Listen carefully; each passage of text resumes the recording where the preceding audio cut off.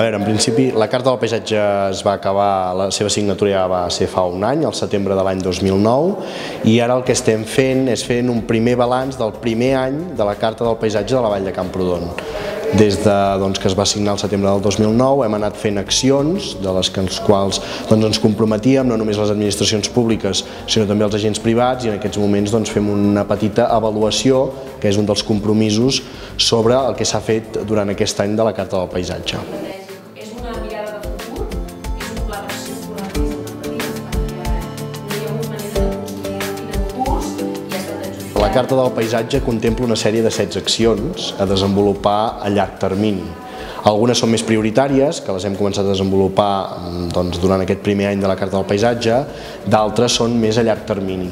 En aquests moments tenim una sèrie d'accions en marxa, no les tenim totes 16, tenim unes quantes, i sobretot depèn molt del finançament, d'aconseguir finançament per tirar-les endavant. Una vegada tenim el finançament, ja vingui des de la Generalitat de Catalunya, des de la Diputació de Girona, els ajuntaments, es pot tirar endavant una acció.